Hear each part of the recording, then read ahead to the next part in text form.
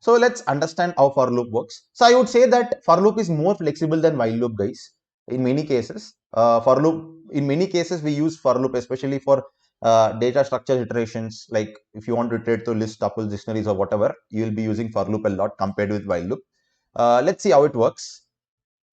So before working with for loop, we should understand a function called as range. Okay, so let's understand a function called as range. So what exactly is range in general?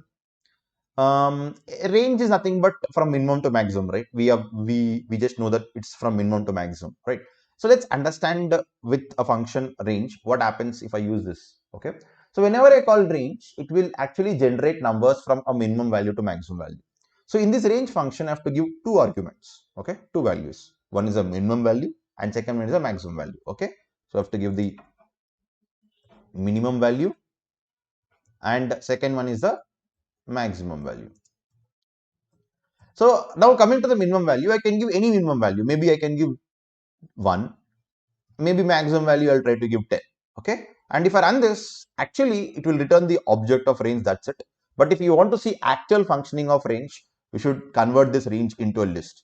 So let me convert it first. So I'll just say list of range of 1, 10. So once I convert into list of range, you can see it is giving the elements from 1 to 10. Of course, you're getting from 1 to 10, and of course, upper limit is always omitted in Python. So the maximum value is omitted, and you're getting up to 9 itself. So this is how the range function works. So it will, whenever I give a minimum to maximum value, it will generate the numbers from that particular range. Okay, of that particular range. Okay, and this range can be any value. Means you can give maybe like 50 and to 60 also. It works. Okay, 50, 60, or 50 to 100, any range of values you can give. Okay, you're getting so many values here, 50 to 100. Let me limit it to 60 only, like that. Okay, now that is the main two arguments present. In range, we also have third value. We can give third value also. That value is called as step size. What is step size? What is step size? See, we just carefully observe here. Here the spacing between the elements is 1, right? 2 minus 1 is 1, 3 minus 2 is 1, means it is only moving one step forward, means 1 to 2, 2 to 3, 3 to 4, 4 to 5, 5 to 6. But what if I want to do, I want to move 2 steps forward, means 1 plus 2, 3, 3 plus 2, 5, 5 plus 2, 7, something like that. I want to move 2 steps forward, not 1 step forward. Then you can use step size. Okay, means the step size indicates the spacing between the elements. Okay, by default, the step size is 1.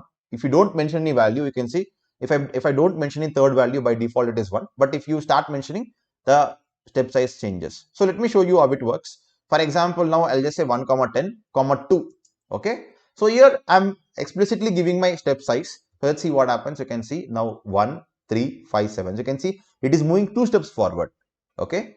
Here also you can give maybe 3. Let me give 3 here. Let's see what happens. Okay, you can see like this, it happens. Okay, next, if you want to go in reverse order also, you can do here. Okay, reverse order in the sense what? For example, I want to come from 10 to 9, 10 to 1, sorry. So 10 to maybe 1 means I should give 0 because upper limit will be not included. And minus 1, here I have to give the step size as minus 1. So minus 1 means you're decrementing by 1. So 10 minus 1, 8, 9, 8, 7, like whatever. So you can say 10, 9, 8, 7 up to 1. So like this, you can also increment or decrement by using the step size. You can give minus 2 also if you want to decrement by 2, like this. Okay, unfortunately guys, in this range function we don't have float, means we cannot give float. Okay, means for example, if you want to have a spacing of 2.5, that is not possible. It says float object cannot interpret it as integer. This is one option. And also, if you want to make your not only the step size, but if you want to make your minimum or maximum value into float also is not possible. So range only take integers. That's it. Okay. If you want to give us float spacing, that is not possible. But to avoid this problem only, in NumPy, in a library called as NumPy, we have a function called as arange, which we'll be learning later on. So arange will be solving this problem in our next coming course. But yeah, right now we are working with range. So this is how range works, guys. So let's start working with for loop and see how can we use for loop for working with range. Okay, superb. Now coming to the for loop, guys. For loop is very flexible, as I told before, and the why I'm saying it is slow flexible, because See, if we just have a look at this while loop, in while loop, whenever I want to iterate, I should first declare the index, right? Or I should declare the value. Then I should write the condition manually. Then I should iterate it, right? So I should increment, write the condition, declare everything manually only I should do. Okay. Here I am declaring the index, right? Writing the condition and manually incrementing. So these three things I have to do it manually only. These are the main three things, right? Main three things for a loop. Okay. In starting the index, declaring the index, checking the condition, and incrementing. These are the main things for a loop. But these three things are automatically performed in the range. We don't have to worry about that. Sorry, automatically performed in the for loop. We don't have to worry about that. Okay, let's see how can we do that. So here in for loop, we need to declare a value also. So let's see the syntax of for loop. The syntax of for loop is something like this. Okay, the syntax of for loop is something like this. You can say like this. For element, ELE is nothing but your element in range. You know how range function works. So when you are using in for loop, guys, there is no need of converting your range into list. Only for our understanding, we have converted to list, but in for loop, no need of doing that. Okay. So for element in range, print element. So what happens is automatically it gets iterated. Again, here you can see we are not incrementing. We are not declaring any variable. So you can see automatically when we use ELE, automatically a variable called as ELE is declared. We are not incrementing. We are not declaring. We are not checking for the condition. These three things are done here. So automatically it get declares. So you can see in the first iteration for ELE 0 is given, then 1 is given, then 2 is given. So without you iterating or you giving it, automatically your for loop itself gives all the values to this element and that is printed. Okay, let's see practically. I'll just take the same code only and let's implement this practically and see how exactly this works. Okay, cool. Okay, so I'll just do this code and perfect. Now let's have a look at this. Yes, cool. I'm able to print number from 0 to 9. Of course, if you want to print up to 11, up to 10, you should use 11 here because upper limit is not included. You can see you got printed from 10, 0 to 11. So what happens? How exactly this works? Let's see through Visualize Python. Okay. So I'll just replace this code. Perfect. Yeah. So you can see in the very first step, you can see automatically a variable called as ELE is created. You can see I've not declared it, but it is created automatically ELE as I told you. Here in the place of ELE, you can take any variable, means you can take A, B, C or I, whatever you want. But I just taken ELE, which represents element. Okay. Print. So you can see the first iteration, the ELE is 0. Means whatever the range of 0, 11 we are having, that particular value you are getting here 0. Then in the next iteration, immediately 1 is given. You can see. See that is the main idea behind for loop. All automatically the next values are given to your the elements. Next, in the next iteration, 2, 3, 4, 5, 6, up to 10. So like this, automatically it is incrementing. It is automatically giving the value to the element, and you are just getting that. So the only thing is this element is taking the value of your this one. As simple as that. This is how a for loop works. So this is very flexible. And let me show you how to iterate. Okay, before that, let me do in a decrementing way. You know that, right? How to work with the. So for example, if I want spacing by 2, I can say range 0, 11, 2. Perfect. You're incrementing by 2 always. Okay. In the same way, if you want to decrement here, so you can say 11 or 10. You can start with 10, 0 and -1. So you get decrementing. So as simple as that, how to work with for loop, simple for loop using range. Now let's see how to iterate through a string. Okay, let's see how to iterate through a string in using for loop. So iterating through a data structure is very easy in for loop, guys. So let me show you. For example, let us assume I'm taking a word called as Python itself as usual, and let me iterate through this words. Okay, every letter in this one. So I can say like this: for letter. So you can see here I'm not even declaring an index here. Okay, so it is very simple for letter in. So here you don't need to use of range. There is no of range. Only range is used when you want to iterate through indexes like this. I mean, when you want to iterate through numbers. But here, as I want to iterate through data structure, there is no need of using any range. You can say simply say like this: for letter in yes, for letter in yes, print letter. As simple as that.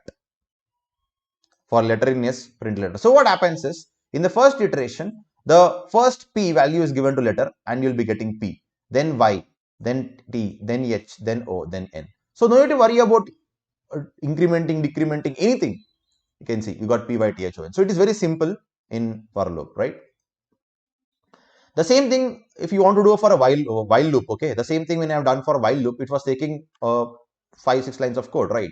So you can see when I want to iterate through Python, this is the code, means you should declare your index, right? You should check for the length of the string, then you should slice your string, then incrementing your index. So you can see this is a multi-step process when you're doing for while loop. But in for loop, just iterate the string, that's it. The thing is done. So two-step process, that's it. One-step process actually. So in that way, this works. So let me show you here itself. So you can see first a string called as Python is created, and automatically, as I used letter variable here, automatically a variable called as letter is created and the first letter P is given to this letter. So P is printed.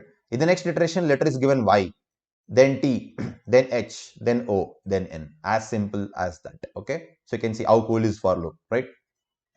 Now, whatever operations you're done with while loop, whatever counting or all those things you're done with while loop, you can do with for loop also. For example, I want to know the number of, for example, let us assume that we have a string called as hello world. Okay. Okay. And here I want to count the number of else present. Okay. If I want to count number of else present, then I should use like this. Okay. I should say rchar. Obviously, rchar is L. Okay. And I should always use counter, as usual, I should use counter for sure. Counter is equal to 0. Okay. Then what we can do, we can say like this. If letter, so because right now here our letter is present in our actual letter is present in the variable called as letter, right? So you can say letter is equal to rchar. If your letter is equal to rchar, then what I should do? Obviously, I should count, increase my counter. That's it. As simple as that. Okay. And finally, after for loop, I will print counter. Okay. So you can see as usual I got. So whatever I done in for loop, I'm doing the same thing. I'm just counting the number of else present in your hello world. So in the same way, you can also do indexes. We'll do that. Don't worry. This is how you'll be simply using for loop. Let me show you how to iterate through a list also. Okay. For example, let us assume I want to iterate through a list. So you can simply say exactly same way you can do 1, 2, 3, 4, 5, or maybe let me take a different way. Hello world Python data, something like this. Let me take some integers also. Okay, so as simple as that. So for element in L, so you can see as simple as that. How easy for me to write for a list. Okay, so for element in L, print element, as simple as that. And you can see it is iterating through a list, and you can do whatever operations you want. But the thing is, right now, let us assume, let's come back to this. Okay, let's come back to this for loop again. And here, let us assume that, or in this for loop only, let us do in this for loop only. Let's do a small use case here, or you can do the same thing for string also. I want to find out the position of world. I want to find out the position of world using the for loop. But the thing is, are we getting positions here? No, we are not getting positions. We are only getting elements. In while loop, we were using a variable called as index. The index was itself the position. So happily we were able to print the index without any problem. But here in for loop, we are not getting the positions. We are only getting the elements. Here also, for example, if I want to find out the h, the index called as h, but here also I'm not getting positions. In this case, what I should do? I can do this in two ways. Either I can use range, but again, if I use range, I should again calculate length of L.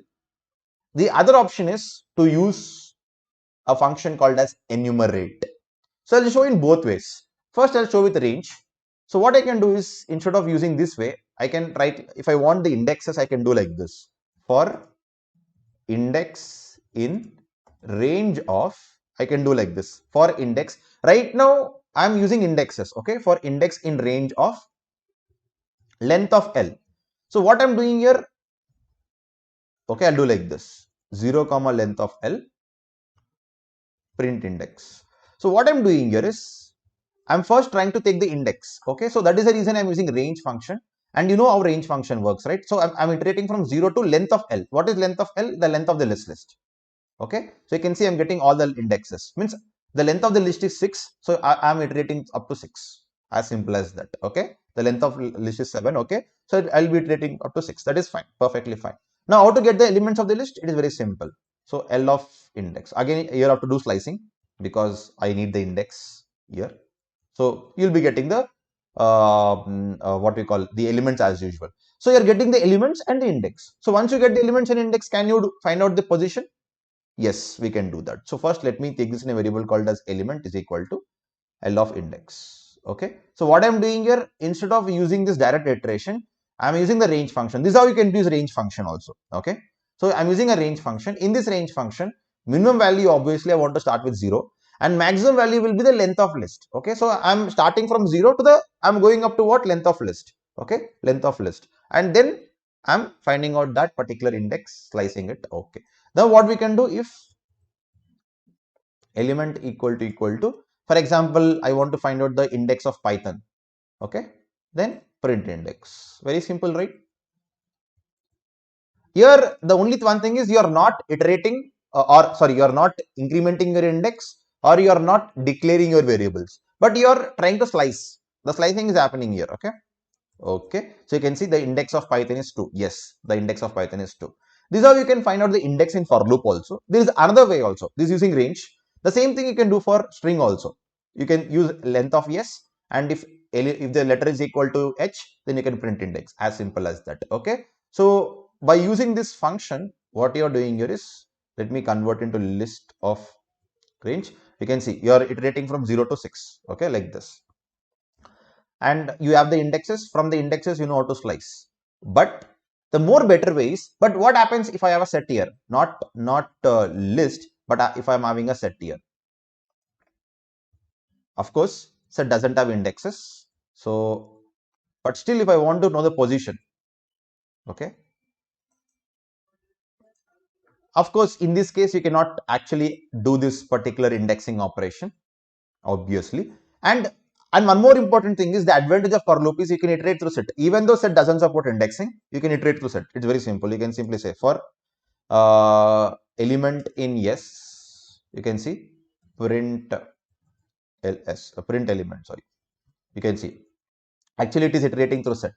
Okay, as simple as that. Okay. Now let me show you how to use enumerate function instead of range to count the indexes, to get the indexes, to get the position. So enumerate function, guys, it will actually returns the both index, that is a position, and the value. Let me show you how can you do that. Okay, so what you can do is you can say enumerate. First, I'll show you how enumerate works. So you can say enumerate of L. So if I just say enumerate of L, that is my list. This is my list right now. So it will, okay, it's actually a set. Okay, enumerate works for list or set, whatever I want. But I'll start with list first, or I'll start with string also, not a problem. Let me start with string only. Okay, so S, and I'll say like this, enumerate of S. So the moment you say enumerate, you'll be getting an enumerate object in this particular address. This is something but your address and this enumerate object. But I want to see the actual working of enumerate. You have to convert into list. So let me convert list of enumerate of S. So if I convert list of enumerate of S, you can see you're getting this.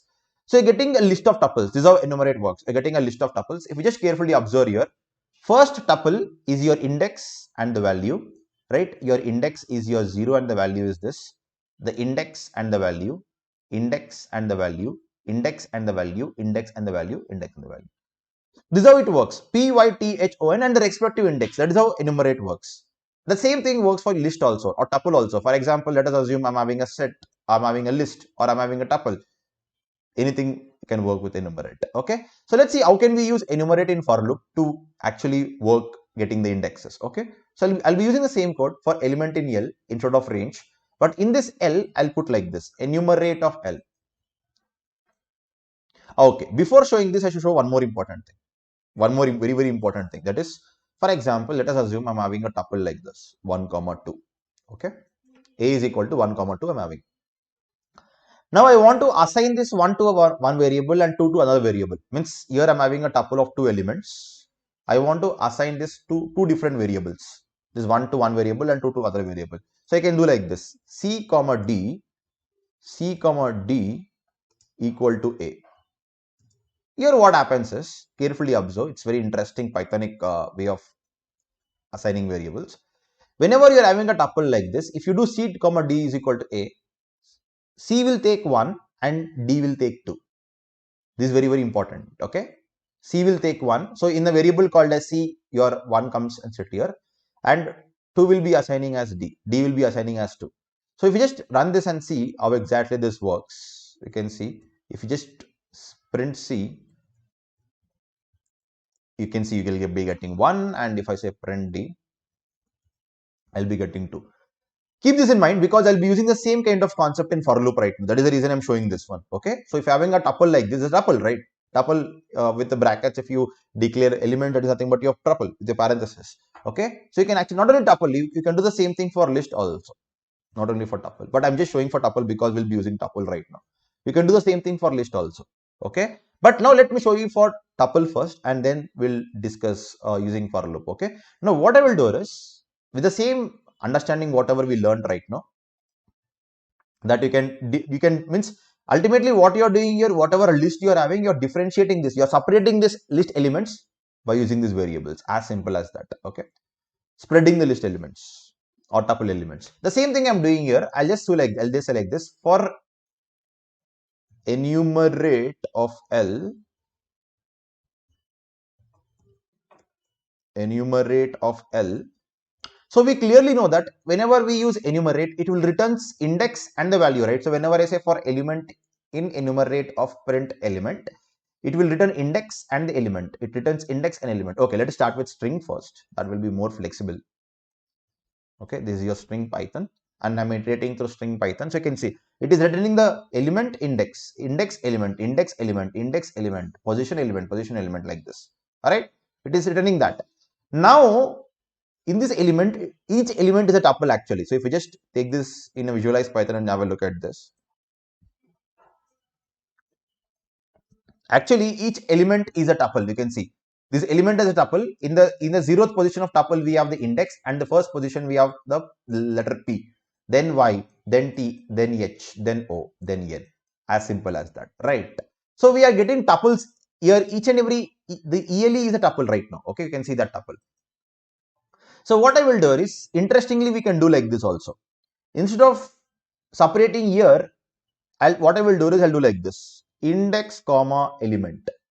When you are iterating through for loop only, I'll do like this: index comma element. So what happens is, automatically enumerate function will return a list. So automatically this index, whatever we are having, will be given to this particular variable called as index, and this particular variable will be given to the element. As simple as that. And if we just print it, we can print it separately. If I say, if I print element, you'll be getting only P by THON. I'm not getting index. But if you want the index, you can print index. So you're separating in the first itself. Like how did we separated your two elements of a list or tuple? I'm separating like this only. So I'm just saying index comma element. So index is 0, P, 1, Y, as simple as that. So this is how you can use enumerate function in for loop to get both index and the value. Okay. Now the same index I'll be using, and I'll try to write a simple code. So my code is, I should find out the index of H. I should find out the index of H. So what is the required character? Rchar is H. So I should find out the index of H. So what I can do is I can say like this simply: if element is equal to rchar, then what I should do? I should print what? Index, right? Because already I'm getting the index in the enumerate function. As simple as that. Okay. So now you can see I got 3. So here in this way, using enumerate function without using range also, you can iterate through a for loop and get that particular things done. Okay. So as usual, let's see the visualize Python. So first a letter called as a word called as Python is created. Rchar is H. Now I'm iterating through for loop. So for index comma element, so automatically what happens? This enumerate function will return a tuple. So the first element is your index and second element is top element, your character. That both is given automatically. You can see two variables are created right now, index and element. Index is 0, the element is p. Okay. Next, index is 1, element is y. Then it comes h. So h equal to h, yes. Element is equal to r char, yes. Now, so in that way it goes to this print index. And obviously here also you can use break. So by using break, what happens is you don't need to worry about the next iterations. So if I use break also, what happens? It will stop at the current iteration. Okay. So visualize execution. Next. You can see the moment it sees h, you can see it is going to this print index, it is printing 3 and break and stop the loops. Okay. As simple as that, we can use break. Okay. So in this way, you can use enumerate function to get the index and value. Now let me show you how to iterate through a set also. So the advantage of this for loop is you can iterate through set and you can use the enumerate function to set also. So let me take a set here right now. So I'll take the previous value as a set. Okay. This is my set right now. I'll take this in a variable called as SE and I'll do like this. Okay. Okay. So for index comma element in SE, so even though set doesn't support indexing, we can use that indexing operation in your this one. So you can see I'll print index comma element. You can see I'm getting this 0 1. 0 is your first index. Okay, this is your set. Actually, it will be sorted. You know that set will be sorted. So you can see 1, then 2, then 3, then world, then comes your data, then Python, then hello. So in this way, you're getting your set. Okay, in this way, your set is printed in this particular enumerate function. Okay, so without using enumerate function, also you can iterate through set. That is the advantage of for loop. Okay, now let me show you how to iterate through a tuple. Tuple, I guess you know how to iterate to tuple. I know to again explain you because the same way how do you work with list, the same way you will be working with tuple. But let me show you how to iterate through a dictionary first. That's very interesting. So for example, let us assume I'm having a dictionary like this with name as some value. Okay. Then maybe age as some value and maybe gender as some value. Okay. Like this, we have a key value pairs in the dictionary. Now let me show you how to iterate to this. So first I'll start like this for element in D, print element. Let's see what happens if I use a regular kind of code to iterate through a dictionary also. So whenever you're doing like this, it is iterating through keys. Means in the element, we are getting all the dictionary keys. So in the first iteration, you're getting the key. Second iteration, you're getting the key, second key. Third iteration, you're getting the third key. Like this, you're getting the keys. And I guess every one of you know how to get a value based on key, right? So from this, your work is done because you need the index and the value, right? Means the key and the value, right? So you can do like this. So element, and if you want to get the value from your key, it's very simple. Either you can say D of ELE. So if I say D of ELE, what happens? In the first iteration, D of name will be Abhishek. In the second iteration, D of age will be 28. In the third iteration, D of gender will be male, right? So you can see.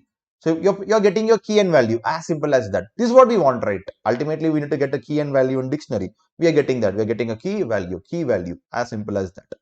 Okay. Now, but I can do in a different way. But I'll just show this in Visualize Python also. And also I'll show different things in Visualize Python. Just I want to show that. Okay. Okay. Visualize execution. Yeah, next. Yeah. So dictionary is created with name, age, and gender. Okay. So first element in D. First I'm printing the element. You can see the first iteration, the element is name, means key is your name. Automatically D of name will be what? Abhishek. So I'm printing this name and Abhishek, then age, then gender, as usual, simple. The other way of iterating through dictionary is by using a function called as d.items, right? If you remember when you talked about d.items, just now we talked also, it will return the elements in the form of list of tuples. I can use this. So what I can do in a simple way, right? So I can do like this. D.items. Again, here you need to worry about converting to a list. So that is very simple. Instead of converting into list, you can say like this. For element in D.items, print element first, only print element. So you can see you're getting a key value pair in a form of tuple like this. You're getting in a form of tuple. So each element is a tuple right now. So ELE is first element in the form of tuple. So first element of a tuple is your key. Second element is value. Key, value, key, value. So interestingly, I can do in a different way here. I can say like this, as I've done previously in the previous for loop, exactly same way. So I can separate my key values up here itself. No need of separating inside this. I can separate here itself. So I can say for key comma value in dot items, I can do print key comma value. As simple as that. So name Abhishek, age. So I'm separating here itself. So in the key, in the variable called as key, you'll be having your key. In the variable called as value, you'll be having your value. As simple as that. So in this way, you can iterate through a dictionary and use dictionary for your for loop. Okay. Either you can iterate like this or you can iterate like this. Using zero items, you can iterate through a for loop.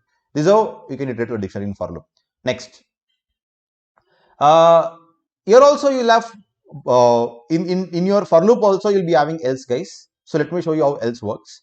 So here also else we have. So I can say for else print else statement, else block. Okay. So you can see here. Let me show you how else work as usual. So you can see else block is printed here after your entire for loop is done. But what happens if I use like this? I'll say like this: if element is equal to age, then break.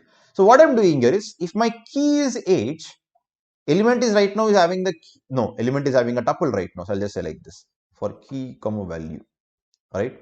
Because I'm using d dot items here. So print key if, so what I'm doing here, if my key is age, I'm breaking from the for loop. Okay. So I can use break here also. You can see no else block is printed. At age, you can see your for loop is break and no else block is printed. So exactly same as while loop. So else block will be executed only when there is no break. If there is a break, it will not get executed. So this is how a else block works. Okay. So this is how a simple while loop and for loop works in Python, guys. Thank you.